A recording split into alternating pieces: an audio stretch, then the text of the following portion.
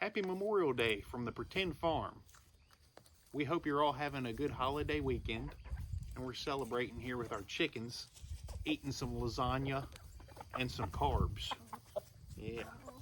Here on the Pretend Farm, we have a mixed flock of both hens and roosters. The question that comes to us today is, can hens and roosters eat the same thing? Do they have the same dietary needs? Hens and roosters are both chickens, they're just different types of chickens. In this video, Pretend Farmer is going to show you how we feed our chickens, both hens and roosters. Let's get into it.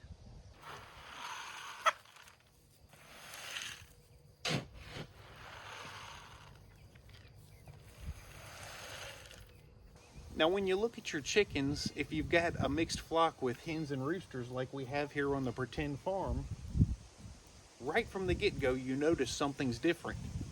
Your roosters are going to be much bigger than the hens. On average, in most chicken breeds, your roosters are going to be about 2 or 3 pounds heavier than the hens. I mean, look at this guy. He's like a big teddy bear.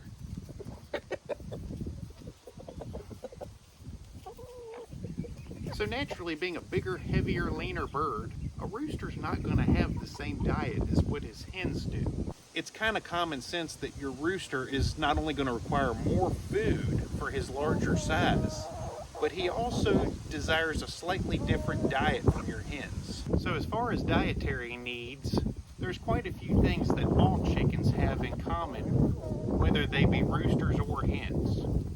Number one is all chickens need lots of water.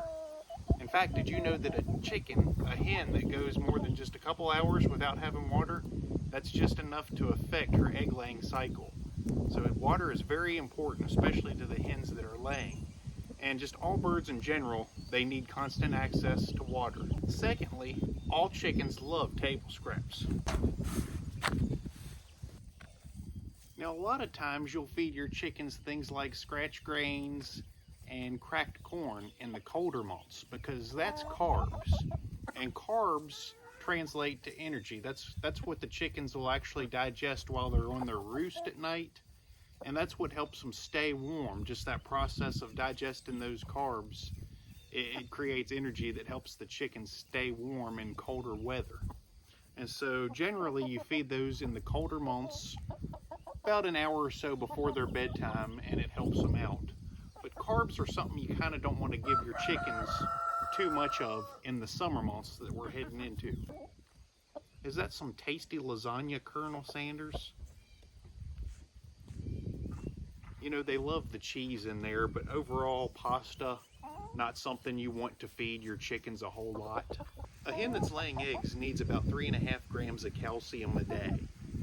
Considering each hen eats about 4 ounces of feed a day, most of your layer feeds are going to contain about 4%. Easy now.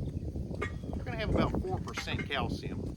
Considering an eggshell is about 90% calcium, this is really important for proper eggshell development.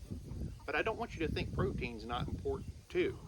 In fact, when you get your layer feed, you'll see most of it says like 16% layer feed. That's not talking about the calcium that's in the feed.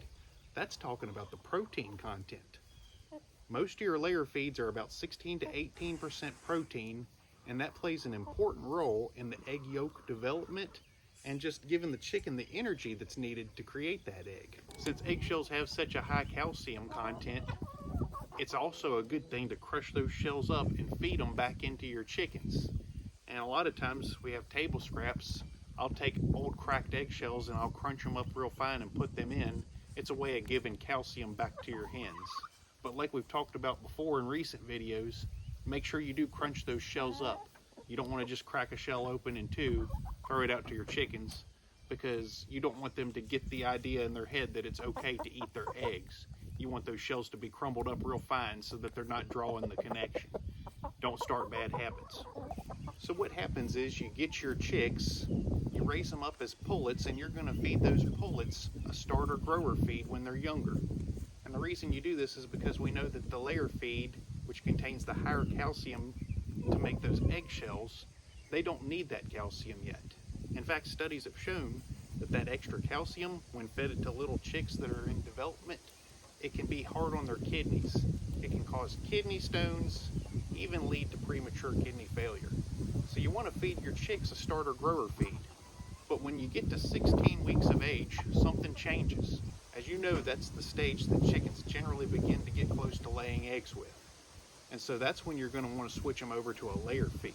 Your starter feeds simply have less calcium, more protein. Instead of being 16% protein, they're going to be up there about 20% protein. And they're going to have about less than 1% of calcium, like probably around 0.5, 0.8% calcium. And so ideally, your roosters could thrive off that starter grower feed all the time, and it would be better for them than eating your layer feed. However, you know it doesn't quite work that way. In a perfect world, you could have a bowl in your coop with your rooster's name on it and put his own special food in there, and he would eat his own little diet. But you know it don't work that way. If you do that, the hens are going to be in it, and it's going to be a big mess. So then you say, okay, well, pretend farmer, then how do we feed our roosters with our hens, knowing that they have special separate dietary needs? One of the easiest ways to do this is you can free range your birds. And while they're free ranging, they're going to find bugs like grasshoppers and crickets. I saw them eat a toad one time. That was gruesome, let me tell you. But it's doing things like that that they're going to find ways to get that extra protein that they're lacking if your roosters are just eating layer feed. Another thing they'll have access to is plants and grass, all sorts of extra things. So if your chicken's free range, I've found that generally that'll kind of bridge the gap from where they're not getting the protein they need from the layer feed if you've got roosters that are eating it. Another way is to feed them table scraps. Just remember, when it comes to treats like scratch grains, cracked corn, mealworms, these are things that are snack foods, and they shouldn't make up more than 10% of a chicken's diet. Now, if you read on Purina's website, they'll tell you that if you have a mixed flock of roosters and hens living together, you should feed an all-flock feed. Well, you know why Purina says that? Because their all-flock feed is expensive. Considering that we're buying our layer feed here on a pretend farm for about $13 a bag.